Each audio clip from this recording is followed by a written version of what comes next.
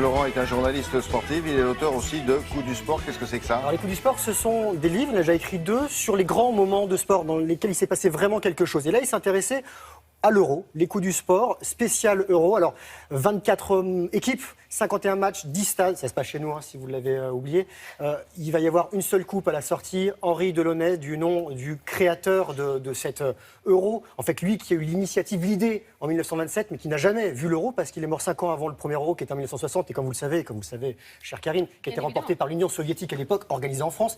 Et depuis, il y a eu donc 50 ans d'Euro, et surtout, la planète ballon qui n'a pas toujours tourné très rond. Donc il nous raconte tout ça dans son ouvrage. Monsieur Laurent Louya, le chef d'orchestre des événements sportifs sur France Télé, qui est fan de sport en général et surtout de football. Alors, il n'est pas là pour raconter ni les statistiques, ni les résultats, ni les tactiques. Voilà. Lui, il raconte des histoires. Ce qu'il aime, c'est les petites, les grandes histoires, des choses que vous ne saviez peut-être pas, qu'on découvre en lisant son ouvrage. C'est très bien écrit, très bien documenté, parce qu'il a beaucoup fouillé, il a revu des matchs et surtout, il a regardé ce qui se passait, il a interrogé les témoins de l'époque. Il nous parle de quelques-uns de ces moments, de ces coups du sport spécial Euro.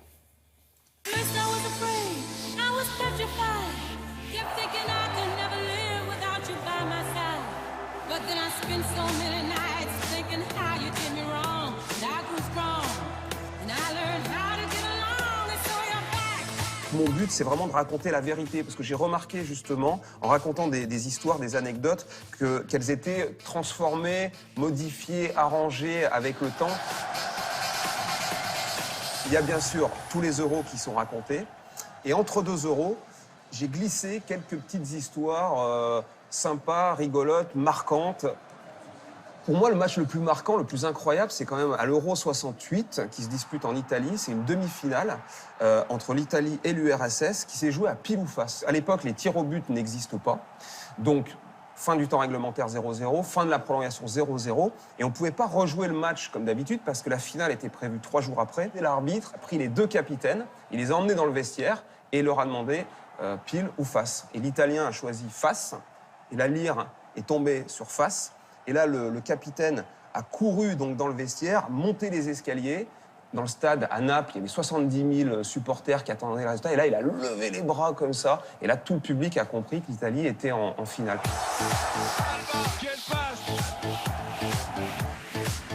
L'équipe la plus marquante, pour moi, c'est quand même le Danemark, en 92. Parce que là aussi, l'histoire est incroyable. C'est là où la petite histoire du foot rejoint la grande. 92, la Yougoslavie qui termine en tête des éliminatoires, brillantissime. Et la Yougoslavie qui se déchire. C'est la guerre à Sarajevo qui est bombardée. Et à 10 jours de l'Euro, l'UEFA décide d'exclure la Yougoslavie de la compétition. Du coup, le Danemark, qui avait terminé 2e des éliminatoires, est repêché. Les joueurs sont en vacances sur la Costa Brava, en maillot de bain avec leurs épouses. Ils reviennent, donc ils vont en Suède disputer l'Euro en toute décontraction. Et ce qui est incroyable, c'est qu'ils vont au bout, ils vont jusqu'en finale, et ils battent l'Allemagne en finale et ils remportent leur seul et unique trophée.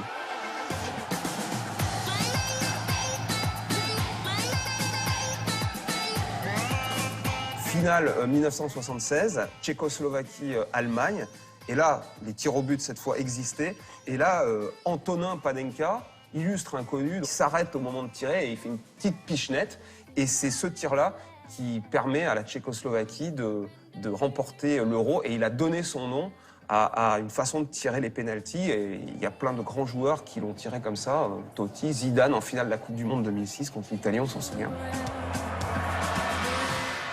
Je peux raconter des petites histoires comme les footballeurs qui ont poussé la chansonnette, par exemple. Ouais. Donc ça a été généralement que des bides, sauf un, qui est Jean-Pierre François. Je te survivrai d'un amour vivant, Ce que j'aime, moi, c'est les histoires. Parce que ce sont des histoires humaines, c'est la vie, c'est comme ça. C'est ce qui rend le foot beau et c'est ce qui nous procure des émotions. Oh, formidable, Jean-Pierre François, ancien footballeur. Mais vous lisez tout ça dans le livre, les coups du sport spécial Euro, et pas que de l'Euro, vous pouvez briller. Lisez ce bouquin, parce que c'est jusqu'au 10 juillet. La coupe de cheveux surtout, William. La coupe de cheveux, mais mon rêve absolu. Merci beaucoup. Allez, au revoir, madame, monsieur. Nous, on se retrouve quand vous voulez.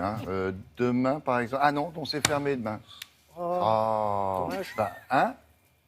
Oui, le C'est un monde, bien sûr. Le C'est un monde dans quelques instants.